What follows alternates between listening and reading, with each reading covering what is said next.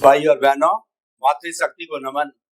बड़ा आनंद आ रहा है, आनंद की वर्षा हो रही है, क्योंकि जो अनुभूत सत्य बताया जाता है वो आनंद देता है, लेकिन आनंद प्रदाता चाहिए, अनुभूति बताने वाला चाहिए, अनुभवी वाणी बताने वाला चाहिए।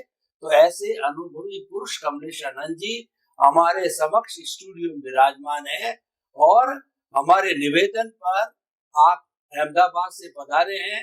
आप सभी की तरफ से मैं उनको कृतज्ञता ज्ञापित करता हूँ। जय सच्चिदानंद। जय सच्चिदानंद। स्वामी जी, दादा भगवान का दर्शन बहुत विस्तृत है।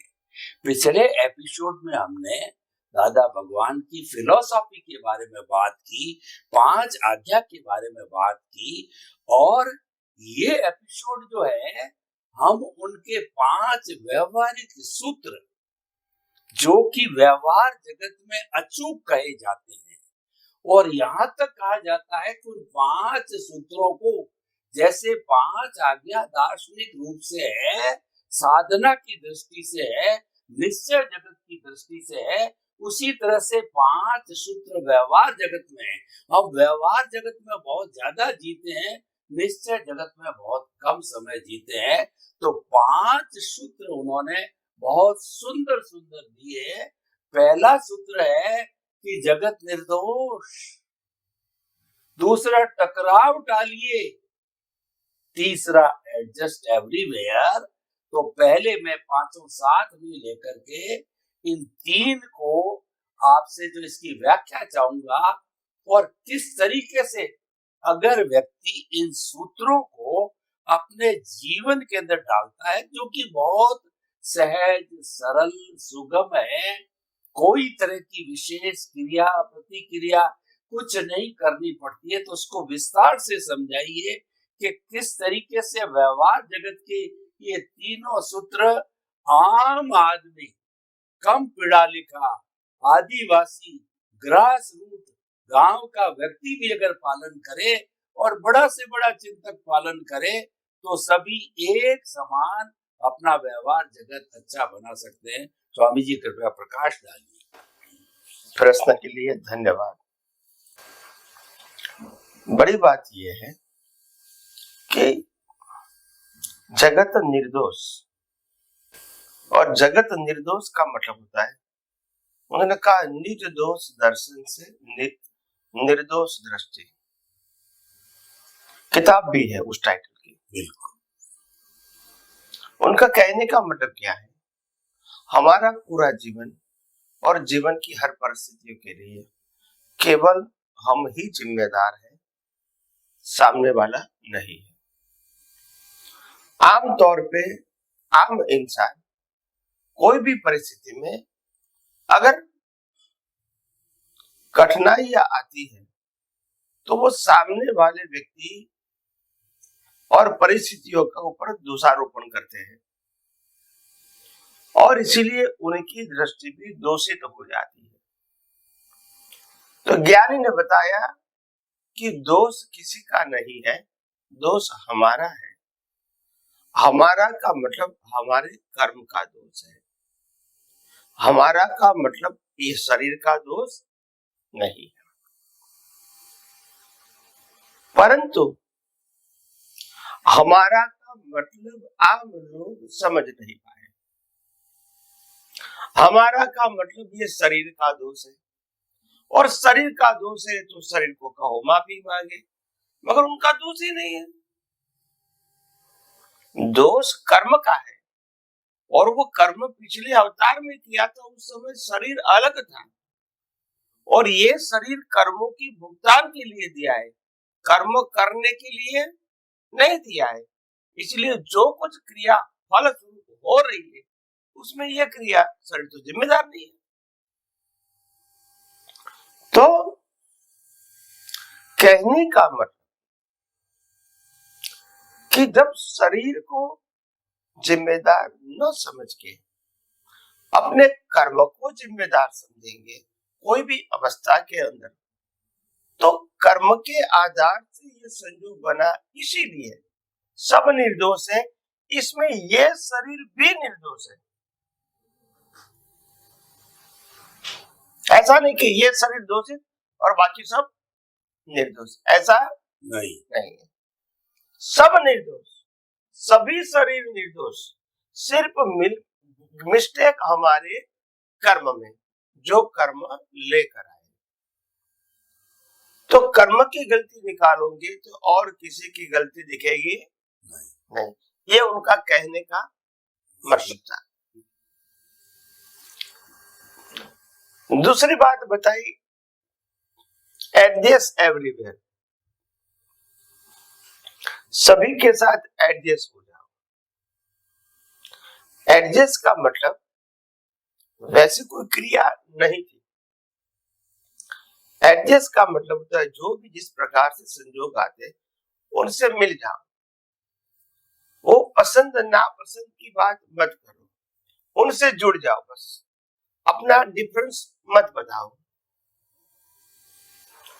तो एडजस्ट होने से व्यक्ति को जो एक प्रकार की विरुद्ध भाव दिखते हैं, अलगता दिखती है व्यक्ति व्यक्ति के प्रति, वो नहीं दिखेगी। द्वेष होता है, वो नहीं होगा।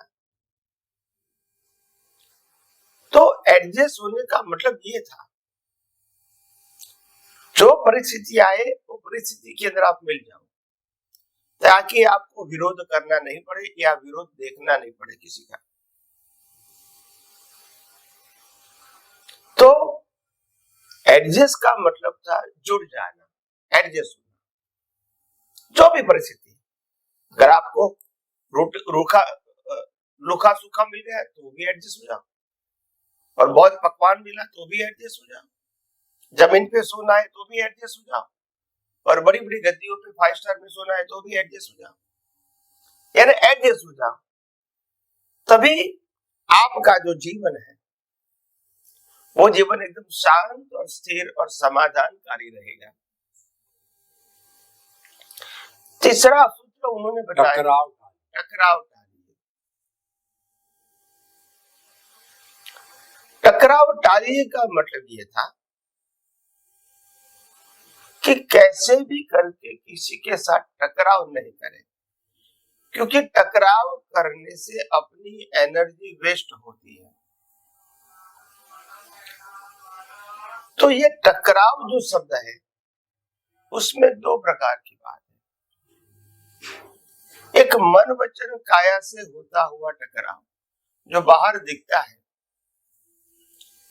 और एक ज्ञान दर्शन से अवस्था को एक्सेप्ट न करना, कुदरती रचना न देखना, व्यवस्थित न देखना, इसी से खड़ा हुआ टकराव। ये 2 प्रकार का टकराव है। इसमें मन वचन काया से जो टकराव होता है वो तो सुनिश्चित है, कर्म फल है, व्यवस्थित कहो या कुदरती रचना कहो, मगर ज्ञान दर्शन से टकराव नहीं होना चाहिए। ज्ञान के मतलब मैं शुद्धात्मा हूं, और दर्शन का मतलब ये सभी अवस्था कुदरती रचना है। तो फिर टकराव की कोई संभावना ही नहीं रहेगी। और जो बाहर टकराव दिखता है वो तो कुदरती रचना है, इसमें हम कुछ कर सकते नहीं। तो इसीलिए ज्ञानी पुरुष ने कही हुई बातें अगर हम साइंटिफिक दृष्टिकोण से देखेंगे तभी मालूम होगा कि ये इसमें विज्ञान क्या है, नहीं तो सोशल लगेगा। क्या लगेगा? Social relative. तो वास्तव में ये 3 चीज सोशल में भी थी, मगर उसमें दृष्टिकोण साइंस का था, मकसद साइंस। यस। तो जैसे जैसे जिसको विज्ञान समझ में आएगा, इनको मालूम होगा कि उनका ये वाक्य बोलने के पीछे अंतराशय क्या था, तो धीरे धीरे लोग समझते जाएंगे। स्वामी जी 3 व्यवहारिक सूत्र बहुत सुंदर तरीके से प्रस्तुत किए, उसको मैं अपने भावों में, शब्दों में व्यक्त करता हूँ कि जगत निर्दोष का अर्थ दुनिया में किसी का दोष होता ही नहीं। कबीरदास जी ने बहुत सुंदर कहा कि बुरा जो देखन मैं चला, बुरा न मिलिया कोई, जो दिल खोजा आपना मुझसे बुरा न कोई। बुरा कोई होता ही नहीं है, बुरा कर्म होता है, कर्म फल होता है। परंतु हम दूसरे को दोषी मानते हैं, तब हम बुरे हो जाते हैं। और टकराव टालिए, कितना सुंदर सूत्र है। इसको व्यक्तिगत लेवल पे, पारिवारिक लेवल पे, समाज के लेवल पे, देश के लेवल के, विश्व के लेवल से अगर आपसी टकराव, आपकी टसलबाजी अगर टाल ली जाए, यानी क्रिया की प्रतिक्रिया नहीं की जाए, तो कोई समस्या पैदा ही नहीं होगी। सारी समस्या तो प्रतिक्रिया ही है उसकी जड़। और तीसरा एडजस्ट एवरी है, तो अति उत्तम सूत्र है। अगर आप ये पालन करो तो आप स्थित प्रज्ञ, प्रज्ञा चक्षु तक बन सकते हो, संभाव को प्राप्त कर सकते हो। यानी सूत्र व्यवहारिक है, लेकिन इसका पालन किया जाए, इसका जो साइंटिफिक एस्पेक्ट समझा जाए, तो वह वैज्ञानिक है, वो विज्ञान को लेने, यानी ये पूरक है। ये हमारे विज्ञान का जो रिलेटिव होते हुए भी रियल के पूरक है। बहुत बहुत धन्यवाद स्वामी जी आपका। स्वामी जी, इसी संदर्भ के अंदर दो सूत्र और रह गए जो अति उत्तम है, एक से एक बढ़ के सूत्र है। और मैं तो यहाँ तक कहना चाहूंगा कि अगर यूएनओ इन 5 सूत्रों को व्यवहारिक दृष्टि से अंतरराष्ट्रीय स्तर पर लागू करे, तो निश्चित रूप से पूरे विश्व के अंदर वसुधैव कुटुंबकम और शांति, पंचशील और अहिंसा की भावना पैदा हो सकती है। वो है, अब 2 सूत्र की और बात मैं आपसे व्याख्या चाहूंगा। भुगते उसकी भूल और हुआ सो न्याय। कृपया इन दोनों को व्यवहार और साइंटिफिक पक्ष जो है अध्यात्म विज्ञान की दृष्टि से जोड़ करके आप बताइए। प्रश्न के लिए धन्यवाद। हुआ सो न्याय, हुआ सो न्याय में ज्ञानी पुरुष दादा भगवान ये कहना चाहते हैं कि दुनिया में न्याय करने वाली तो कुदरत है, और कुदरत हमको संजोग देती है। फिर वो संजोग में हम न्याय करने वाले कौन? ये संजोग सही है कि नहीं है, ये हमने किया, सामने वाले ने किया, वो सही है कि नहीं है, अधिकार क्षेत्र में नहीं है। तो जो बनता है उसको स्वीकार कर लो। हुआ सो न्याय, हुआ वही न्याय। भी राम को वनवास जाना पड़ा, वही न्याय। राम की सीता उठा के ले गए, वही न्याय। और अगर रावण नहीं माना तो युद्ध करना पड़ा, वही न्याय। अभी उसमें कहेंगे ये गलत है, सही है, तो फिर आप कौन न्याय करने वाले हैं? जो कुदरत न्याय करते हैं वो एग्जैक्ट करते हैं कानून के मुताबिक। आप आपके व्यू पॉइंट से अलग बता सकते हैं, मगर जो न्याय हुआ वो करेक्ट है। इससे करेक्ट कोई न्याय हो सकता नहीं है। तो हुआ सो न्याय का मतलब होता है जन्म से मौत तक, मन वचन काया से जो कुछ भी हो रहा है, इसको एक कुदरत के न्याय के स्वरूप स्वीकार कर ले, तो ब्लेम और क्लेम जो एक दूसरे के प्रति होता है वो रहेगा ही नहीं। तो ये एक दूसरे के प्रति जो वैर भावना होती है, द्वेष भावना होती है, एक दूसरे के ऊपर जिम्मेदारी डाल देते हैं, इसको मिटाने के लिए हुआ सो न्याय वो सूत्र ज्ञानी पुरुष दादा भगवान ने दिया।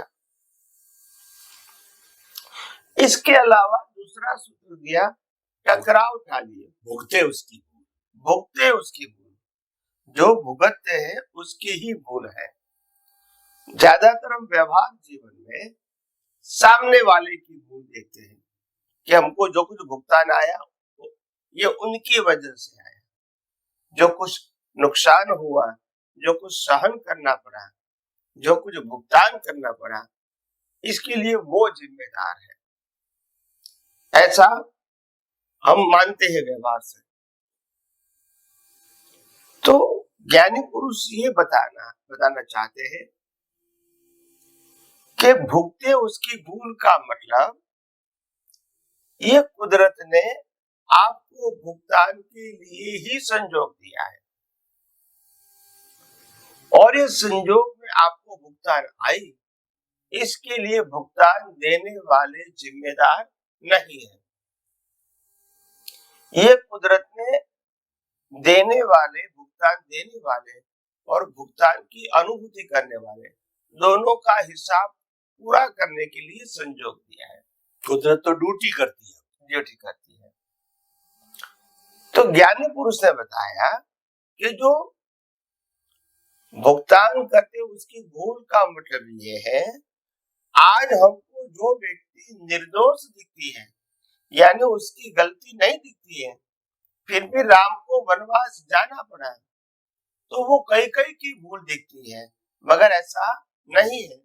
कुदरत का एक ही कानून है कि जिसको भुगतान हुआ तो बिना भुगतान सफरिंग नहीं होता है, बिना कर्म सफरिंग नहीं होता है। और अगर सफरिंग है तो कर्म किया ही है, यानी सिंपल भाषा में कहो, जो दोषित है इनको सजा मिलेगी और निर्दोष को सजा नहीं मिलेगी, मगर जिसको सजा मिल रही है वो दोषित नहीं है ऐसा मानोगे तो फिर आपको विज्ञान नहीं समझ में आएगा और राग द्वेष होता रहेगा। तो निर्दोष, कुदरत कहते हैं कि निर्दोष को सजा नहीं है, और जिसको सजा मिलती है वो निर्दोष हो ही नहीं सकता। अभी वो निर्दोष हो सकता है, मगर अभी के कर्मों की सजा नहीं है, वो तो पिछले अवतार के कर्मों के फल स्वरूप सजा है। तो आप अभी संजोगों के आधार से दोषित निर्दोष देखना चाहते हैं, ये आपकी अज्ञानता है। वास्तव में सजा मिली मतलब दोष था ही, ये कहने का मतलब है। तो भुगते उनकी भूल। तो कहने का मतलब है कहीं अवतारों से, कहीं सदियों से हम अपने जीवन में ऐसी छोटी छोटी बातों के अंदर भी गलतियां करते रहते हैं, राग द्वेष करते रहते हैं और जन्म मरण के चक्कर में घूमते रहते हैं। तो इसका सॉल्यूशन के लिए ज्ञानी पुरुष दादा भगवान ने टकराव टालिए और भुगते उसकी भूल, ये दोनों सूत्र आम लोगों को व्यवहार जीवन में अपने दृष्टि में रखने के लिए कहा, ताकि आपका जीवन सरल, सहज और सुगम बन जाए। ये उनका अंतराशय था, और हम सब इस अंतराशय वाले सूत्रों को आत्मसात करके अपना जीवन वर्तमान और अपना भविष्य का जीवन नेक्स्ट बर्थ का वो भी उत्कृष्ट, धर्ममय, मंगलमय और आध्यात्म बना सकते हैं। तो आइए हम आगे भी ऐसे विज्ञान की बातें करते रहेंगे और हम प्रगति के मार्ग में आगे बढ़ते रहेंगे। स्वामी जी, बहुत सुंदर स्पष्टीकरण आपने दिया कि भुगते उसकी भूल उसकी है जो भुगत रहा है, क्योंकि उसने कौज डाले हैं, उसका कर्म फल मिल रहा है, वो हिडन है। ये मूल समस्या खड़ी क्यों हुई है कि कौज डालने वाला कोई था और इफेक्ट भुगतने वाला दूसरा शरीर है। दोनों अलग अलग होने से समस्या खड़ी होती है। लेकिन ये सत्य है कि बिना कारण के कार्य नहीं होता है। पिछले जन्म में कौज डाल के आया है कोई, और इस जन्म में आपकी इफेक्ट बॉडी उसको भुगत रही है, और ये वास्तव में सत्य है। और साइंटिफिक दृष्टि से देखें, विज्ञान की दृष्टि से देखें, तो ये सब कुदरत करवाती है, और कुदरत ही साइंस के अंदर सर्वोपरि है, परमात्मा ही सर्वोपरि है। तो कोई चैलेंज करने वाली बात है ही नहीं है। इसलिए भुगते उसकी भूल एकदम निरापद है और ये ग्रहण करने योग्य है। अगला है कि हुआ सो न्याय। देखिए, ये जितने भी मैन मेड, जो जितने भी आज कोर्ट बने हैं, ये जज है, वकील है, एविडेंसेज है और प्रूफ के आधार पर देती है, उसमें गलती होने की पूर्ण गुंजाइश है। लेकिन साइंटिफिक कुदरत देती है, उसमें भूल की संभावना है ही नहीं, तो मोस्ट साइंटिफिक उसको एक्सेप्ट करना चाहिए। और क्यों इतने बड़े झंझट से हम जो है उसके अंदर भी इन्वॉल्व हो। तो स्वामी जी आपका बहुत बहुत धन्यवाद, आपके प्रति कृतज्ञता। जय सच्चिदानंद। जय सच्चिदानंद।